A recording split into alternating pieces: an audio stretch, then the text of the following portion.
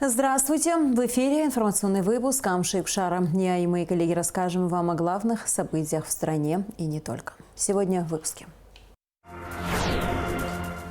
Мы должны быть едины. Аслан Джаня о ситуации вокруг республики на 14-м съезде Амцахара. Маршрут построен. В начале апреля будет произведен тестовый запуск электропоезда «Ласточка». Расширение взаимодействия. Встреча Сергея Шамбы и Рашида Нургалиева в преддверии подписания плана о сотрудничестве. Узнать количество. Спустя 5 лет в республике проходит перерегистрация пенсионеров, получающих абхазскую пенсию.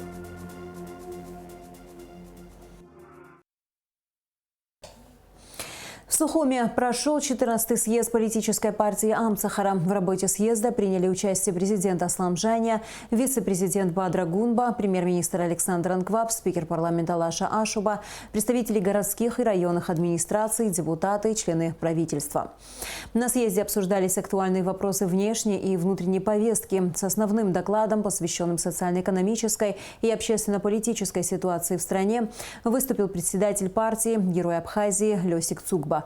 Касаясь ситуации в мире, докладчик отметил, что процессы, происходящие в регионе и в мире в целом, напрямую связаны с безопасностью Абхазии.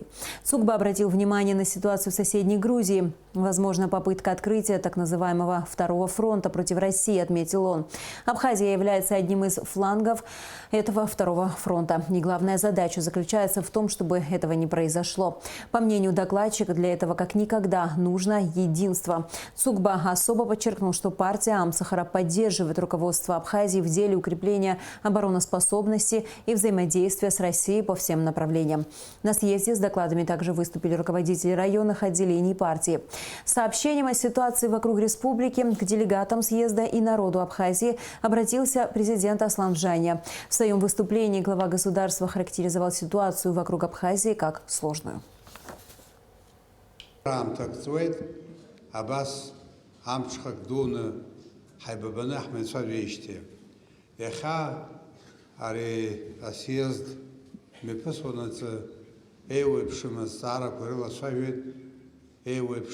А проблема почтырхит. Один сектозер стар затрык яточно язгвастерстахан. Грузинская оппозиция предпринимает попытки свергнуть действующую власть и открыть второй фронт. Как известно, действующая грузинская власть против этого. Международная военно-политическая обстановка крайне сложная. Россия вынуждена проводить специальную военную операцию. Против нашего союзника, прошу вдуматься в это, выступает более 50 государств, в том числе почти вся Европа и Соединенные Штаты. На этом фоне эти же силы хотят свергнуть правительство Грузии и, как я уже говорил выше, открыть второй фронт.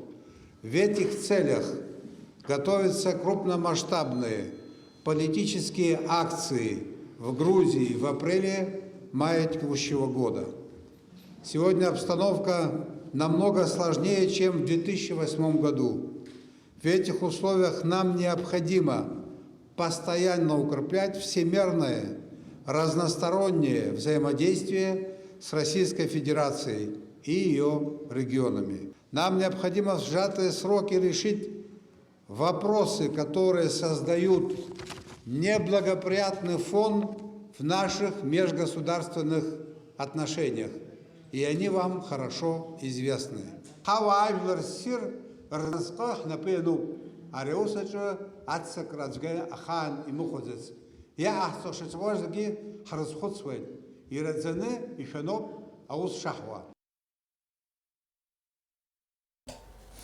Расширенный репортаж со съезда политической партии Амцахара смотрите в нашей программе сегодня. Асламжане принял Роберта Аршпа в связи с истечением срока его полномочий в должности председателя контрольной палаты. Роберт Аршпа проработал в этой должности 10 лет с момента назначения 2013 года. Глава государства поблагодарил за добросовестную и ответственную работу, отметив, что его опыт, знания и профессионализм обязательно будут востребованы государством. Асламжане также принял чемпиона России по боксу во втором среднем весе Батала Чежия и поздравил его с завоеванием почетного титула. Абхазский спортсмен в рамках вечера профессионального бокса, который прошел 13 марта в Москве, одержал победу над мастером спорта России, чемпионом Северокавказского федерального округа по профессиональному боксу Мурадом Далхаевым. Для нашего спортсмена эта победа стала 12-й в карьере. Батал Чежия – обладатель титула чемпиона СНГ и славянских стран по версии журнала про бокс. На профессиональном ринге он провел 17 боев, из них 12 побед, 2 ничьи и 3 поражения. Красочхазакри Бетрихиту сами, Бомышалта Заджибай Убазигеха, Забани Упулет, Хургурха Патагла Заша Аутет, Иудуснахулот, Макана Урович Кунов, а профессионал Гана Халицик Яхуз Хаша Хоп, Иуз Харп, Абиухат Раумоп, а тренер Бзия Думоп, Хава Айвлер Рагубулраш Тухит, Харге Халшо Хочуга Хархазум, Убрия Анпи, Хаа Аммед Вицик Уклон, Ваяев Татагла Заша, Ансуитат, Иудуснахулот, ты большой молодец, мы тобой гордимся. Удар слева же был, да, последний? Да. Такой хлесткий, ясный, понятный и конкретный. Со своей стороны мы хотели бы вам сказать большое спасибо. Любой человек, понимающий спорт, знает, что без поддержки, без помощи результата добиться невозможно. Вы нам оказали помощь, мы смогли пройти соответствующую подготовку, подойти к бою в лучшей форме. Если бы не ваше участие, не ваша помощь, то ни победы, ни боя не было бы. К другим новостям. Секретарь Совета безопасности Абхазии Сергей Шамба встретился с первым заместителем секретаря Совбеза России Рашидом Нургалиевым, сообщает пресс-служба посольства республики в Москве. Обсуждались актуальные вопросы международной и национальной безопасности, а также перспективы расширения абхазо-российского взаимодействия. Встреча прошла в преддверии запланированного подписания плана сотрудничества между аппаратами Совбезов на 2023-2024 годы. Сергей Шамба и Рашид Нургалиев подтвердили настрой на дальнейшее расширение и развитие сотрудничества между ведомствами.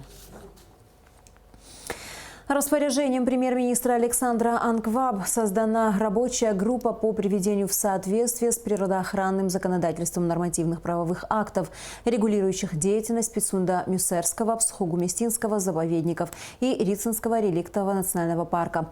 Рабочую группу возглавляет руководитель аппарата Кабмина Давид Сангулия.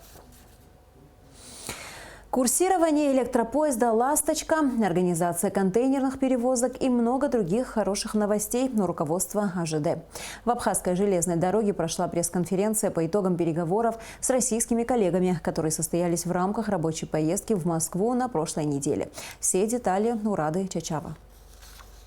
Главной новостью прошедшего брифинга стал запуск «Ласточки» – скоростного электропоезда, созданного для российских железных дорог в 2014 году. Особенность «Ласточки» – ее скорость. Она может достигать 160 км в час. Предварительный график имеется. Значит, если интересно, можете посмотреть. Если все сложится как нужно, значит, я думаю, что данный график сохранится. Оно удобно. Это на первом этапе. Но в дальнейшем это график может измениться, может добавиться еще второй. Ну, я говорил, что здесь 5-вагонный состав. Вторым этапом может пойти 10-вагонный по необходимости. Тестовый рейс от Сочи до ЖД-станции в Гагре планируется запустить в начале апреля. Именно он поможет определить готовность АЖД принимать электропоезда. Для нас тоже это новое, но объем увеличивается составов, да, пассажирских, грузовых. И тут вот электропоезда. Поэтому Нам тоже к этому надо подготовиться, инфраструктуру надо подготовить. Леонид Куруа отметил, что в дальнейшем при удачной эксплуатации состава количество маршрутов планируется увеличить. В перспективе при решении инфраструктурных вопросов курсирование поезда возможно и в восточную часть Абхазии. Также помощник генерального директора Абхазской железной дороги Актай Хазириши рассказал, что в Абхазию впервые за последние 30 лет начнут на регулярной основе ходить контейнерные поезда. Контейнерный поезд – это, значит, такой линейный логистический сервис. Это грузовой поезд, который идет в графике от станции отправления до станции назначения. То есть скорость его по прохождению дистанции суточная где-то в районе 800-1000 километров. По словам Актая Хазириши, контейнерные поезда будут крайне удобны для компаний, которые пользуются услугами железных дорог. Это и скорость доставки, и стоимость перевозки грузов по нашим расчетам где-то на 25-30% меньше. И контейнер – это универсальное средство, его можно использовать и для хранения, то есть он снимается с платформы железнодорожной, его можно перемещать, доставлять груз до двери, обеспечивается сохранность груза.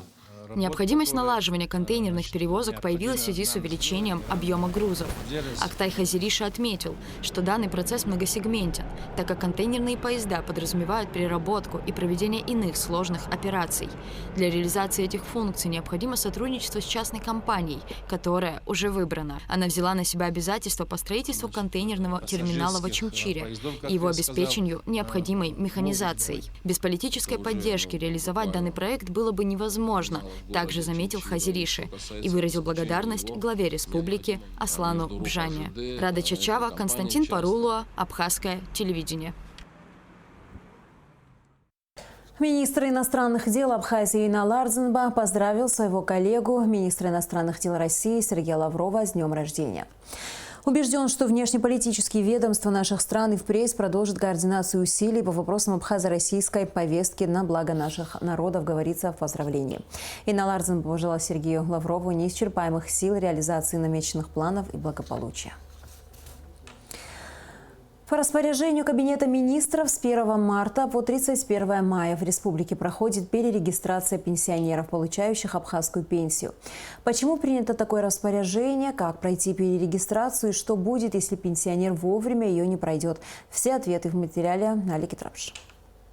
В течение 3 месяцев в республике проходит перерегистрация пенсионеров, получающих абхазскую пенсию. Более 14 700 человек уже прошли перерегистрацию. Это почти 30% от общего количества пенсионеров. На 1 марта общее количество пенсионеров в Абхазии составляло 49 578 человек. Основная цель перерегистрации – уточнение количества граждан, состоящих на учете в отделах соцобеспечения. В соответствии с нашим распоряжением перерегистрацию проходит, хочу уточнить, лица, являющиеся получателями пенсии в соответствии с законодательством Республики Абхазия, то есть абхазских пенсий. Только абхазских пенсий касается данная перерегистрация. Мы выявляем случаи, когда в случае смерти пенсионера не зарегистрировали факт смерти пенсионера. Это у нас в Республике Абхазия большая проблема, как вы знаете, но при этом органы соцобеспечения продолжают начислять и перечислять пенсии на счет пенсионера. Бывают случаи незаконного снятия этих средств. Кроме того, мы выявляем случаи, когда гражданин на постоянной основе выехал с территории Абхазии или утратил гражданство, ну и другие случаи, которые не дают права на выплаты пенсии и иных выплат в соответствии с законодательством Республики Абхазия. На сегодняшний день наблюдается хорошая явка на перерегистрацию в Гудаутском Галском районе – более 47%, в Ощемчирском – около 30%. Низкие показатели в Галском районе. Там пока что 12,5% от общего числа зарегистрированных пенсионеров прошли перерегистрацию. В городе Сухум на учете более 11 тысяч пенсионеров. Перерегистрацию прошли почти 3000 человек. Те пенсионеры, которые не могут прийти для того, чтобы пройти регистрацию в городе Сухум, у нас есть соцработники, которые выезжают по месту жительства. То есть это инвалиды, люди, которые болеют, пожилые, да, которые не могут прийти. Они проверяют факт нахождения в живых, берут документы, делают ксерокопии и проводят уже регистрацию сами на месте. Также хотелось добавить, чтобы наши граждане, которые живут именно в городе Сухум, получают и городские выплаты. То есть это те граждане, которые не просто здесь живут, а имеют прописку, где оба родителя прописаны в городе Сухум на основании решения городского собрания и на основании распоряжения главы города Беслана Федоровича Эшба. С 1 января 2023 года было повышение городского пособия на 50%. Если пенсионер не пройдет перерегистрацию в указанные сроки, начисление пенсии будет приостановлено. Но это не означает, что перерегистрация будет приостановлена. Перерегистрация будет продолжаться. И в случае явки пенсионеров в течение 6 последующих месяцев, то есть до конца ноября месяца, выплата будет осуществлена со дня приостановки, то есть с 1 июня. В случае, если пенсионер пройдет перерегистрацию после ноября месяца, то есть с 1 декабря, то выплата будет осуществлена со дня подачи заявления, личного заявления, то есть со дня прохождения перерегистрации. То есть в этом случае пенсионер потеряет за весь предыдущий период с 1 июня. Чтобы не было этого, еще раз прошу всех явиться своевременно и пройти перерегистрацию в отделах социального обеспечения, где состоят на учете. Перерегистрация проходит во всех отделах социального обеспечения при личной явке пенсионера. В случае, если он не в состоянии прийти лично, то родственники могут подать заявление. И тогда сотрудники отдела соцобеспечения проведут перерегистрацию на дому. Перерегистрация пенсионеров, получающих абхазскую пенсию, проходит с 1 марта по 31 мая. Алька Трапш, Тимур Лугохия, Абхазское телевидение. Квалификационная коллегия судей Абхазии объявляет о приеме заявлений лиц, претендующих на занятие вакантной должности судьи Тхуарчалского районного суда. Прием заявлений осуществляется в помещении Верховного суда с 22 марта по 5 апреля включительно. В культурно-деловом центре «Дом Москвы» прошла церемония вручения памятных медалей, учрежденных Центральным комитетом Коммунистической партии. Мероприятие приурочено к столетию со дня образования СССР, а также 102-й годовщине советизации Абхазии. Смотрите репортаж Эсмагуланзе. В декабре исполнилось 100 лет со дня образования СССР. В марте традиционно отмечается День советизации Абхазии. Мероприятие в Доме Москвы объединило обе эти даты. На церемонию вручения наград были приглашены бывшие партийные и комсомольские руководители, внесшие вклад в развитие советской государственности. Весьма символично, что это мероприятие проходит в стенах Дома Москвы, так как Москва являлась столицей Советского Союза, центром притяжения и объединения народов, проживавших на территории СССР. Сегодня мы собрались здесь, чтобы отметить ваши заслуги перед советским государством, его многонациональным народом и, прежде всего, перед Абхазской автономной Советской Социалистической Республикой. Без сомнений, ваш вклад, ваши заслуги являются достойным примером для молодого поколения, и, безусловно, молодежи Абхазии есть на кого равняться. Выступавшие отмечали важность сохранения исторической памяти и передачи советского опыта молодым поколениям. В годы советской власти были заложены основы государственности Абхазии, развитие ее национальной культуры и абхазского языка. Долгие годы мы шли одним путем с русским народом и другими братскими народами Союза СССР. В тяжелой кровопролитной борьбе был сломан хребет германскому фашизму. В послевоенные годы был создан мощнейший оборонительный потенциал. Советский человек первым полетел в космос. Советский человек уверенно смотрел в будущее. Множество талантливых людей из народа получило высшее образование. К достижениям советской страны был непосредственно причастен и абхазский народ. Советская инфраструктура, многое из того, что было создано в те годы, непосредственно служит нам и в наши дни. Приветственное слово от лидера КПРФ Геннадия Зюганова зачитал первый заместитель председателя Компартии Абхазии Астамур Матуа. Мы всегда готовы представить братское плечо нашим товарищам из Коммунистической партии Республики Абхазия. Народы России и Абхазии – верные союзники. Наши страны – стратегические партнеры. Россия оказывает существенную финансовую помощь Абхазии, и абхазские воины активно участвуют в специальной военной операции на Украине. Контакты по линии коммунистических партий стали хорошей традицией. Прошлое можно оценивать по-разному, однако у истории не бывает однозначно хороших или плохих времен. И в Советском Союзе разные были моменты, которые когда-то воспринимались по-своему, сейчас другой взгляд на них. Страна жила трудом, вся страна жила ради великой цели. И в какой-то момент что-то пошло не так. Благодаря, конечно, в первую очередь усилиям Запада. Но я хочу подчеркнуть, что мы собрались сегодня, чтобы наградить людей, которые свой интеллектуальный потенциал, свой управленческий потенциал, свою жизнь, свое время вкладывали в эту страну, в ее процветание, в ее развитие.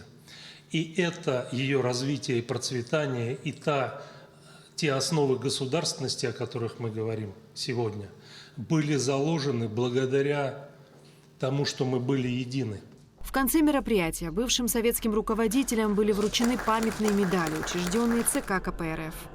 Эсма Гуланзе, Михаил Братухин, Абхазское телевидение. Несмотря на то, что добрая половина марта позади, погода нас теплом, увы, не балует, но есть хорошая новость, которая предвещает скорый приход тепла и весны во всей красе. С первыми мартовскими оттепелями из спячки вышли бурые медведи. В Великом Устюге медведи Миша и Яша проснулись после зимней спячки. Отмечается, что медведи еще достаточно сонные, пока будут проводить на свежем воздухе малую часть дня. К обеду они ложатся подремать. И в продолжении темы о погоде на завтра.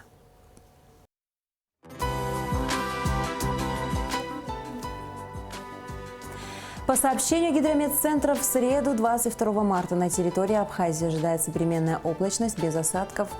Местами туман. Температура воздуха ночью 4-9, днем 9-14 градусов. Температура морской воды 10 градусов.